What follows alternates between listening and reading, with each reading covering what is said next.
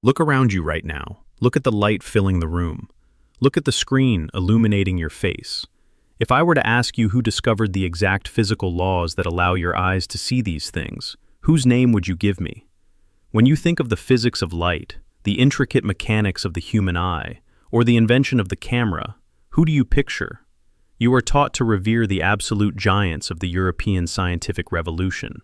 You are told to picture Isaac Newton sitting in a Cambridge laboratory, splitting white light with a glass prism. You are told to picture Leonardo da Vinci sketching the anatomy of the eye. You are taught that Johannes Kepler single-handedly figured out how the retina captures an image. And beyond just the physics of light, you are taught something even more fundamental. You are taught that the very concept of the scientific method, the idea that a theory must be rigorously proven through repeatable physical experiments rather than just philosophical debate, was a purely European invention, pioneered by men like Francis Bacon and Galileo.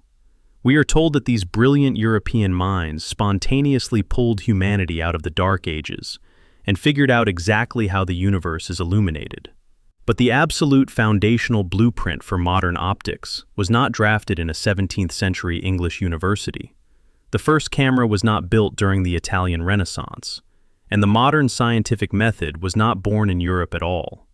The exact mathematical equations that govern how we see the universe were written 600 years earlier by an Arab mathematician locked inside a dark, dusty room in Egypt. This is the buried record, and today we are peeling back the layers on the optics heist and how an 11th century Arab prisoner actually invented the camera and the scientific method. What follows is the story of a massive scientific cover-up that the Western academic establishment absolutely does not want you to know. If you are the kind of person who refuses to accept the heavily curated historical narratives handed to you in school, if you want to know the actual, hidden architects of the modern world, you are in the right place. Hit subscribe. We dig into buried records like this every single day. Let us begin with the official timeline of science, the version of human discovery you were tested on, which paints Europe as the sole, undisputed savior of human intellect. According to the Western textbook, the story of optics begins with the ancient Greeks.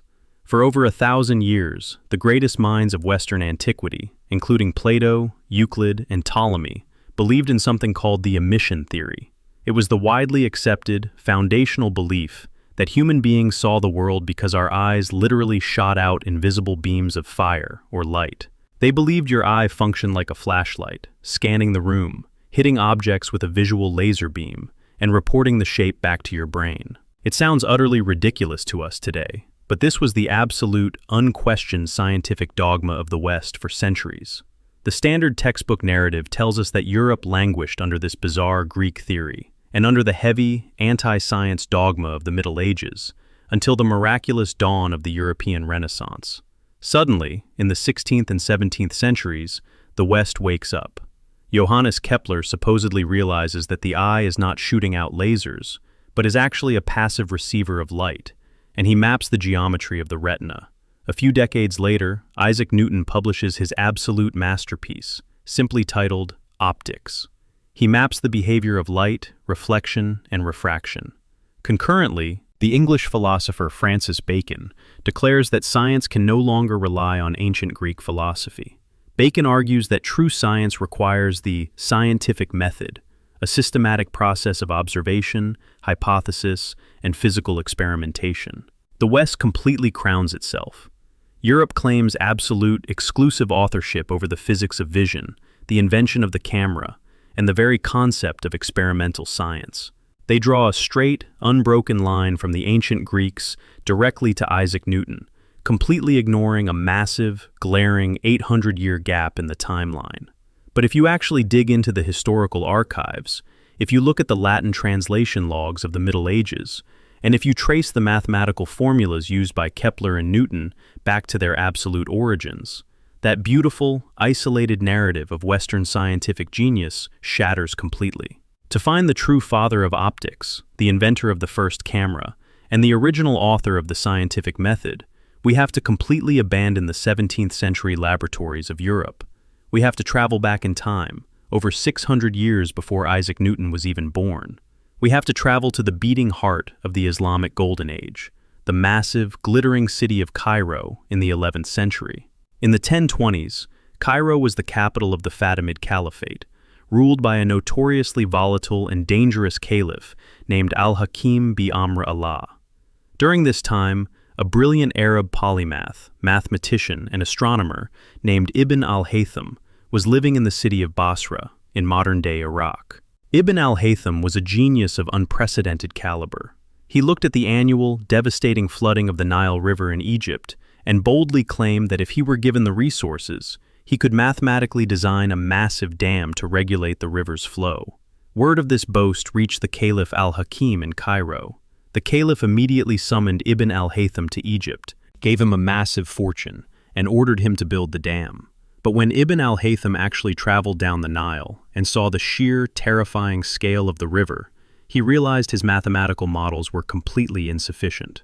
The engineering required to dam the massive river was practically impossible for the 11th century. He had failed. This presented a massive, lethal problem. The Caliph al-Hakim was infamous for executing anyone who disappointed him. Ibn al-Haytham knew that if he simply admitted failure, he would be immediately beheaded. So, to save his own life, this brilliant mathematician made a desperate, highly calculated move. He faked complete, raving insanity. The Caliph, believing the great scientist had truly lost his mind, decided not to execute him. Instead, he stripped Ibn al-Haytham of his wealth, his books, and his scientific instruments, and placed him under strict, permanent house arrest. For 10 long years, one of the greatest scientific minds in human history was locked inside a dark, silent room in Cairo, waiting for the Caliph to die. The Western narrative tells you that science requires massive, well-funded laboratories and prestigious universities. But Ibn al-Haytham was about to change the entire trajectory of human history, using nothing but the darkness of his prison cell and a single hole in the wooden shutters. Confined to his dark room, stripped of his astrolabes and his philosophical texts, Ibn al-Haytham was forced to simply observe the physical world around him. He began to watch the harsh Egyptian sunlight piercing through a tiny crack or pinhole in his window shutters. He watched the dust motes dancing in the beam of light. He noticed something profound. The light traveling through the tiny hole was casting a perfect, upside-down image of the bustling street outside, directly onto the dark wall opposite the window. He was looking at the world's first true camera obscura. The phrase literally translates from Latin as dark room. But Ibn al-Haytham did not just look at this upside-down image and write a poem about it. He applied brutal, uncompromising mathematics to it. He realized that for the image of the street to appear perfectly upside down on his wall, the light rays bouncing off the top of a tree outside had to travel in an absolutely straight line, passing through the tiny hole and hitting the bottom of his wall. The light bouncing off the bottom of the tree had to travel in a straight line through the hole and hit the top of his wall. In that single, breathtaking realization, locked in a dark room, Ibn al-Haytham completely destroyed 1,000 years of Western scientific dogma. He proved, physically and mathematically, that the ancient Greeks were entirely wrong. The human eye did not shoot out invisible laser beams to illuminate the world. If vision worked by emission, the dark room would not function. He proved that light is an independent physical entity. It originates from luminous bodies like the sun. It bounces off objects in the physical world. It travels in absolutely straight lines, and it enters the human eye as a passive receiver. He had just mathematically mapped the fundamental physics of human vision. But Ibn al-Haytham knew that simply stating this theory was not enough. He knew that the academic world, obsessed with the ancient Greeks, would demand proof. And it was in his desperate need to prove this theory that Ibn al-Haytham invented something vastly more important than the camera. He invented the modern scientific method. To understand the absolute magnitude of this invention, you have to understand how science actually functioned before the 11th century. The ancient Greeks, the absolute idols of the Western academic world, believed that the truth of the universe could be discovered simply by thinking about it. Men like Aristotle and Plato believed that human reason and philosophical debate were the ultimate tools of science. If an ancient Greek philosopher came up with a theory that sounded logical, and he argued it well in the public square, it was accepted as scientific fact. They rarely felt the need to actually test their theories in the physical dirt of the real world. This purely philosophical approach to science is exactly why the bizarre emission theory of laser beam eyes survived for 1,000 years. No one ever actually bothered to test it. But Ibn al-Haytham, sitting in his dark room in Cairo, completely rejected this Greek arrogance. He argued that human senses are deeply flawed, and human logic is highly susceptible to bias and error. He declared that the only way to discover the absolute, mathematical truth of the physical universe was to force nature to prove itself. He insisted that every single scientific theory must be accompanied by a physical, heavily controlled, and endlessly repeatable experiment. If you cannot prove it with physical evidence, he argued, it is not science. It is just a story. To prove his theory of light, Ibn al-Haytham did not just write a philosophical essay. He built a highly controlled physical laboratory inside his prison. He set up multiple lanterns outside his dark room at different angles. He observed how the light rays passed through the pinhole and hit the opposite wall. He physically blocked one lantern and watched the corresponding light on the wall vanish. He proved that light rays travel in perfectly straight lines, and that they do not mix or contaminate each other as they travel through the air. He took the camera Obscura, a simple dark room, and weaponized it into an instrument of absolute mathematical proof. He then turned his attention to the human eye. Because he could not dissect human bodies, he acquired the eyes of bulls and systematically dissected them. He physically mapped the cornea, the lens, and the optic nerve. He proved that the human eye is essentially a biological camera obscura. The pupil is the pinhole, and the back of the eye is the dark wall where the light is projected.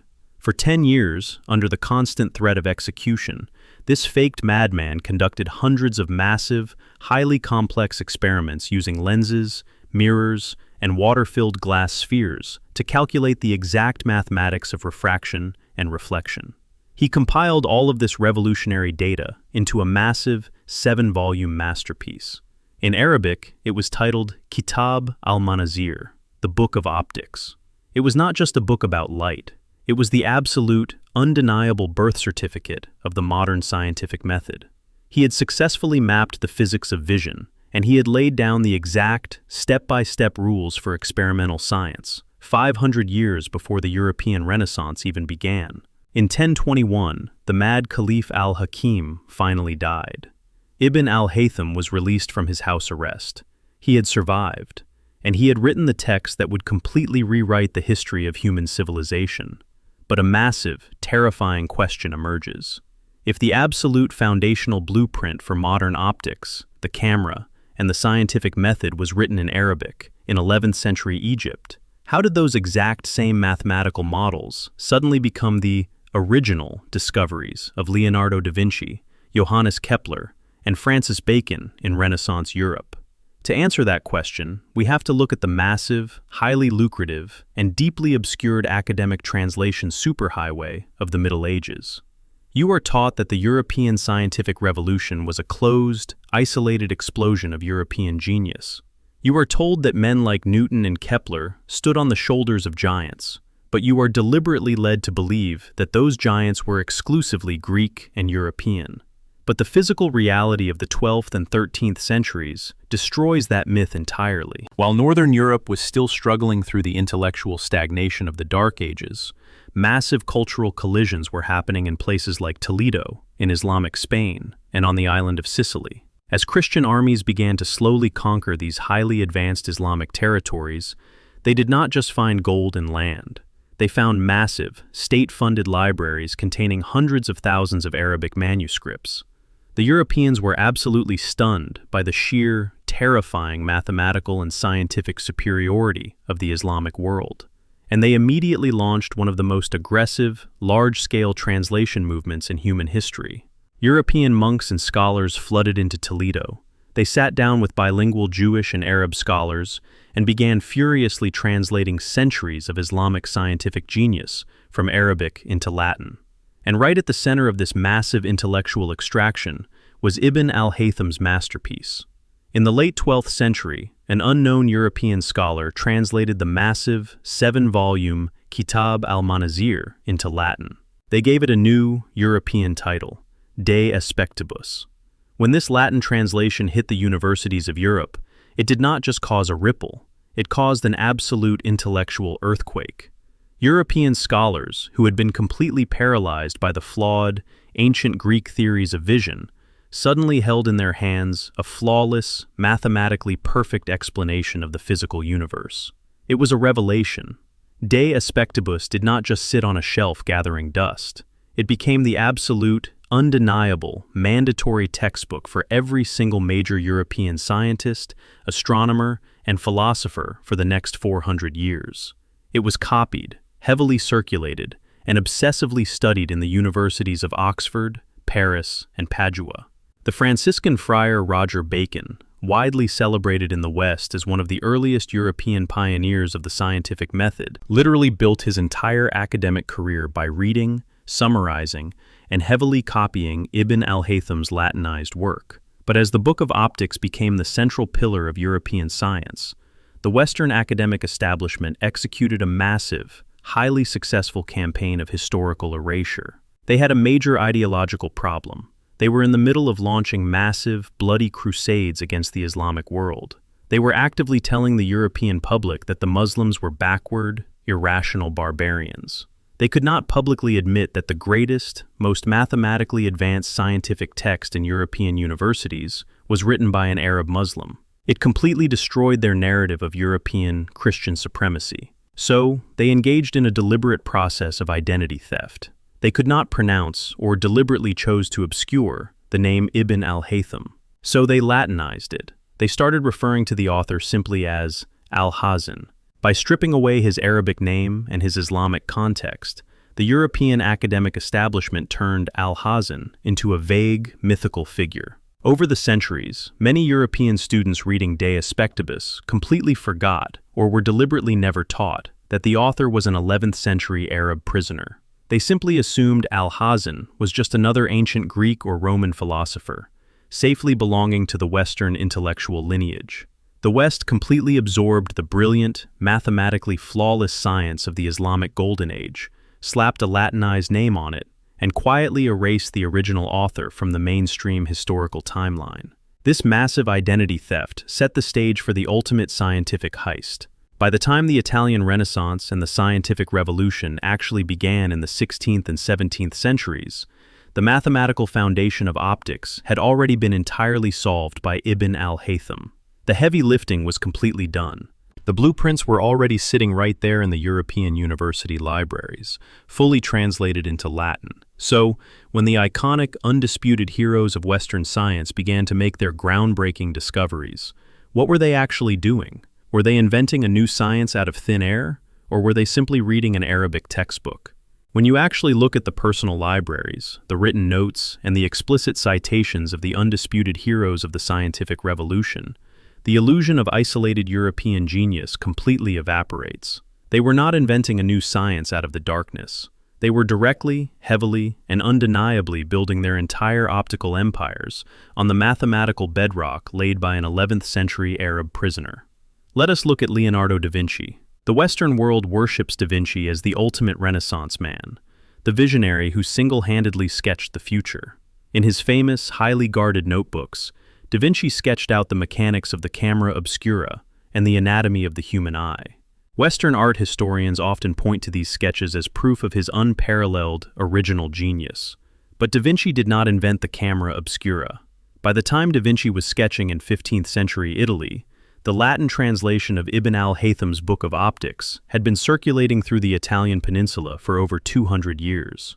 It was the standard text for scholars studying perspective and light. Da Vinci was not inventing. He was illustrating and experimenting with the exact optical concepts that had been perfected in Cairo 4 centuries prior.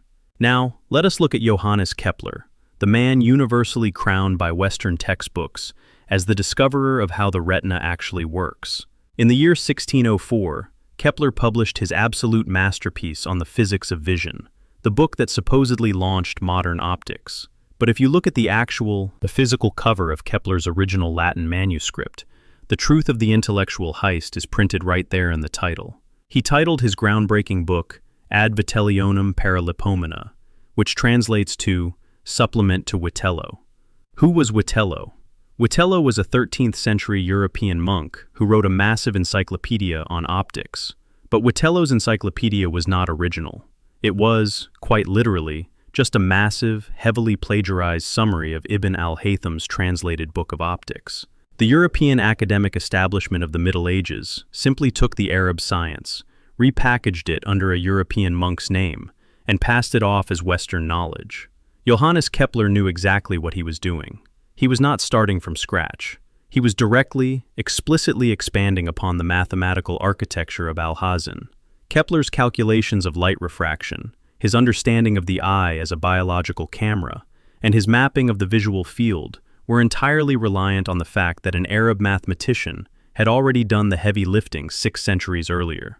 And finally, let us look at the absolute most sacred pillar of Western science, the scientific method. You were taught that the English philosopher Francis Bacon, and later men like Galileo and René Descartes, invented the concept of empiricism. You are told they were the first to demand that science must be proven through controlled, physical experiments, rather than blind faith or ancient philosophy. But if you read the introduction to Ibn al-Haytham's Book of Optics, written in the 11th century, he lays out the exact, step-by-step rules for the scientific method, with brutal, uncompromising clarity. He explicitly writes that the scientist must completely doubt everything he reads. He writes that the scientist must submit to nothing but physical, mathematical proof. He demands that experiments must be systematically controlled and infinitely repeatable. Francis Bacon did not invent the scientific method. He simply popularized it in English. The entire empirical revolution of Europe, the foundational philosophy that built the modern, technologically advanced world, was sparked by an Arab prisoner's absolute refusal to trust ancient Greek philosophy. So, if the mathematical blueprints for the camera, the physics of the human eye, and the exact rules of the scientific method were all authored by Ibn al-Haytham, why is his name completely absent from your high school physics textbook? How did the West successfully execute this massive scientific cover-up? To understand the erasure, you have to look at the violent rewriting of the global historical timeline during the age of European empire and colonialism. By the 18th and 19th centuries, European powers like Britain and France were aggressively colonizing the Middle East, North Africa, and Asia. To justify the horrific violence, the theft of resources, and the subjugation of millions of people, the European empires needed a powerful psychological weapon. They needed a historical narrative that proved the Western mind was biologically, culturally, and intellectually superior to the rest of the planet.